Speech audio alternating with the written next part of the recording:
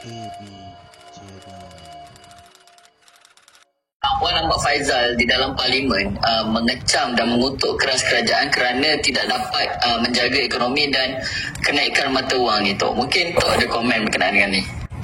Kita nak beritahu dengan Wan Ahmad Faizal yang memerintah kerajaan hari ini bukan terdiri daripada Kerajaan Perikatan Nasional yang pengor dan bangang yang mencadangkan supaya kerajaan mencipta duit ketika rakyat memerlukan duit daripada KWSP zaman Covid dulu. Kamu yang mengeluarkan kenyataan bodoh sebegini, dan kamu juga yang mengeluarkan kenyataan bahawa semua B40 hutang mereka di bank wajar dilangsaikan. Saya nak beritahu yang berada dalam kerajaan hari ini bukan mereka-mereka yang bangang. They know how to manage this country. They know how to manage our economy. Dari segi indeks prestasi ekonomi kita, dari segi bursa saham Kuala Lumpur, dari segi foreign direct investment meningkat, yang diluluskan 329 bilion. Dari segi kadar inflasi kita dah turun kepada 1.5%. Banyak indeks prestasi ekonomi kita berada dalam keadaan baik.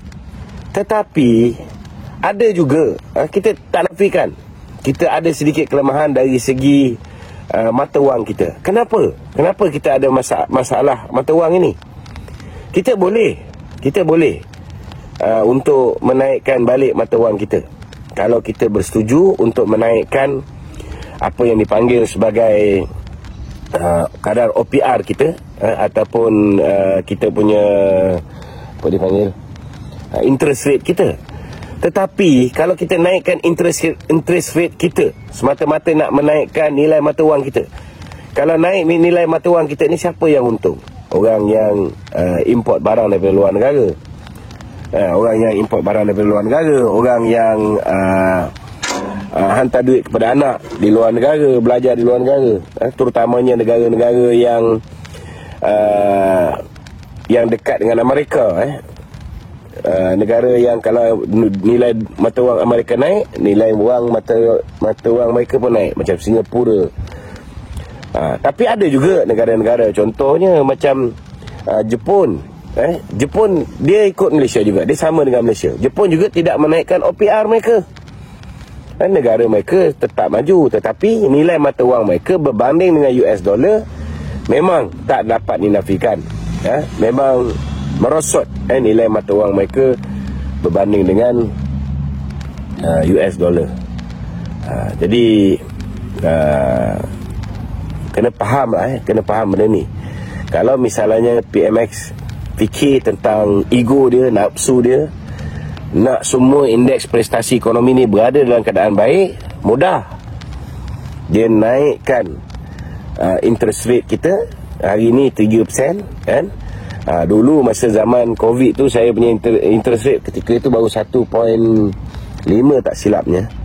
Saya punya loan rumah sebulan baru 2,640 macam tu, 2,600. Dan sekarang ni bila dah naik 3%, dia dah jadi 3,460. Cuba bayangkan kalau interest rate kita lebih tinggi daripada Amerika, 5.5%. Atau sama dengan Amerika. Cuba bayangkan, mahu 4,000 lebih kita kena bayar tiap-tiap bulan. So, kalau PMX tak fikir nasib yang bakal ditanggung oleh berjuta orang yang hari ni ada pinjaman perumahan, berjuta orang yang hari ni ada pinjaman peribadi di bank rakyat ke, personal loan di mana-mana ke, kalau dia tak fikir tentang mereka semua ni, boleh saja dia naikkan interest rate, tetapi kesan dia yang akan tanggung ialah rakyat. Jadi itu sebab PMX mengambil keputusan untuk guna cara yang susah sikit. Inilah cara yang Dato' Sri Najib dulu gunakan. Kenapa daripada 2017 sampailah kita kalah 2018, ringgit Malaysia daripada jatuh selepas Trump memenangi pilihan raya Amerika penghujung 2016, ringgit Malaysia mencanak naik kerana foreign direct investment yang dibawa masuk oleh Dato' Sri Najib ketika itu.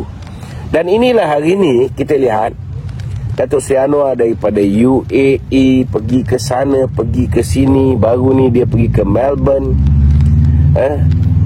Sekarang ni dia bergerak merata dunia. Dan Datuk Seri Muhammad Hassan membantu beliau. Dan Tengku Zafrul juga, yang kita tahu menjaga MITI, membantu beliau untuk memastikan kita boleh bawa masuk foreign direct investment, supaya ada demand. Bila dia orang masuk, dia orang kena tukar duit kepada ringgit Malaysia, ada demand terhadap ringgit Malaysia, dan akhirnya nilai ringgit itu akan meningkat, insyaAllah. Hari ni pun dah nampak dah, ringgit dah jadi 4.7. Itu hari teruk sikit. Ni dah mula nak makin baik. Keyakinan pelabur terhadap negara ni, insyaAllah akan menjadi semakin baik. Okey.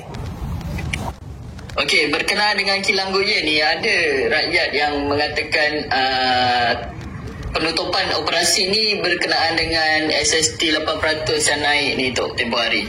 Boleh Tok terangkan sedikit tak berkenaan ni? So dulu 2021 penutupan kilang Silverstone kerana apa? So tanya baliklah pada puak-puak Perikatan Nasional ni. Jadi puak-puak Perikatan Nasional ni tak sepatutnya lah cuba untuk mempolitikkan perkara ni, kerana penutupan ini tak ada kaitan langsung dengan SST 8% seperti mana yang mereka canangkan, kerana Goye juga berhadapan dengan pesaing-pesaing dan bukan hanya di Malaysia, di Jerman dan banyak tempat mereka menutup kilang-kilang mereka, kerana persaingan hari ini sudah semakin sengit di antara Goye dengan Michelin, dengan tayar-tayar lain. Dan kita juga kena faham bila mana kita menaikkan gaji minima, seperti mana yang saya dulu bantah tentang kenaikan gaji minima yang dibuat zaman Datuk Seri Ismail Sabri. Kita pun tahu bila gaji minima naik kepada 1,200, contohnya sahabat-sahabat yang bekerja di sektor security umpamanya, sehingga ke hari ini pelarasan untuk gaji-gaji yang naik kepada 1,200 pun belum lagi kita settlekan. Government tak settle lagi.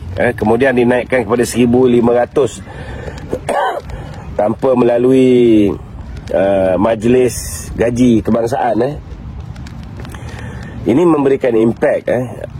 Ia menyebabkan kos labor di negara ni menjadi mahal, dan sudah pastilah pelabur-pelabur akan lari pergi ke negara-negara yang kos labor dia ataupun kos buruh dia murah, seperti Vietnam dan sebagainya.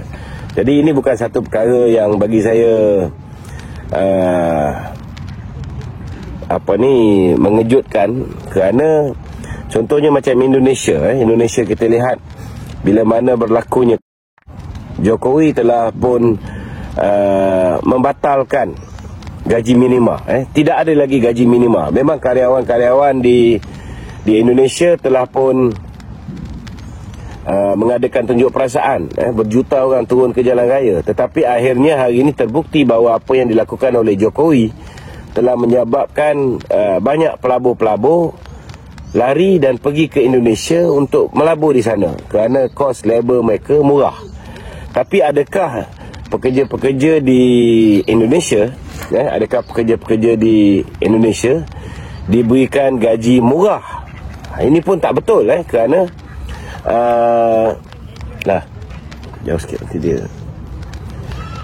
Kerana kita lihat bila diberikan dihapuskan gaji minima, kalau kita tengok, kita berhadapan dengan masalah pekerja-pekerja construction, contohnya pekerja-pekerja mahir yang biasanya datang daripada Indonesia. Mereka hari ini telah kembali ke Indonesia untuk bekerja di Indonesia, sedangkan dulu mereka menyabung nyawa, merentas lautan, mereka sanggup jadi parti pendatang tanpa izin untuk bekerja di Malaysia, kerana mereka ditawarkan gaji yang jauh lebih lumayan berbanding dengan gaji di Indonesia. Tetapi hari ini walaupun tidak ada gaji minima, kita lihat Indonesia hari ini, mereka-mereka yang bekerja di sini dulu dalam sektor construction umpamanya, mereka telah kembali ke Indonesia untuk bekerja di sana.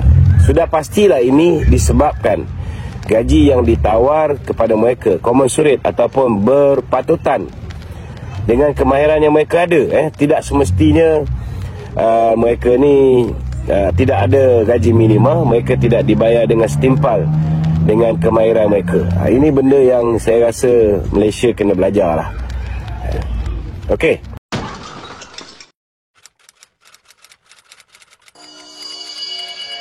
A B J